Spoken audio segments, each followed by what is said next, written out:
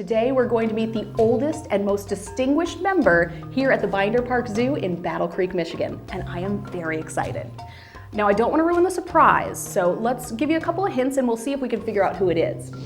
He's in his 80s, he's over 575 pounds, and he loves neck scratches.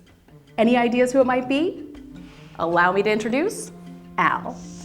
Al is an Aldabra tortoise, and although being in his 80s it may sound like he's getting into his golden years, he still has quite a bit of life left in him. Tortoises are some of the longest-lived animals in the entire animal kingdom, with some individuals living well over 100 years. Al arrived at the Binder Park Zoo in 1984, which means he has lived at this facility longer than any other animal in their care. But a few months ago, Al's keepers noticed a difference in his behavior. He was becoming less active, keeping to himself, and becoming disinterested in food. They knew something was up.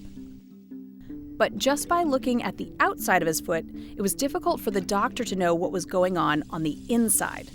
For that, they would need a CT scan. Using special X-ray equipment, doctors can produce a picture of what it looks like underneath that thick skin.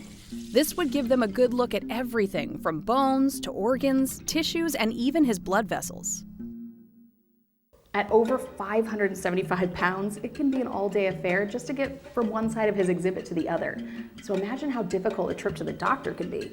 And at his size, he needs special equipment that most zoos just don't have. 1, 2, 3. Since there were no CT scanners in the local area that could accommodate Al's large size and weight, he and the veterinarian staff would have to travel to get to one. But it is no small feat moving this giant tortoise. It took a specially made crate and a forklift, in combination with 200 miles of driving, for him to reach his final destination, the Brookfield Zoo in Chicago, Illinois, where they have a CT scanner large enough to fit his enormous shell. Since you can't explain to a tortoise that they need to stay still during a CT, doctors anesthetized Al for the procedure. It took a large team effort to get him into place, and soon he was ready for his close-up, just barely squeezing through. It was quite the journey to get there, but it was all worth it, as this scan was helpful to know exactly what was going on in Al's foot. Now with this new information, his doctor could move forward with his treatment.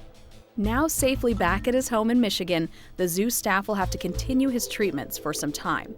Al requires the use of a feeding tube because he didn't like the taste of his medication, no matter what treats keepers tried to hide it in. Al also needs the bandage on his foot changed frequently as it heals, which is done by his veterinarian along with a team of people. Thanks to the dedication of the staff at both the Binder Park Zoo and the Brookfield Zoo, Al is on the mend. Now, he has many more months of healing, but we're hoping that he will be enjoying neck scratches from his adoring fans for many years to come.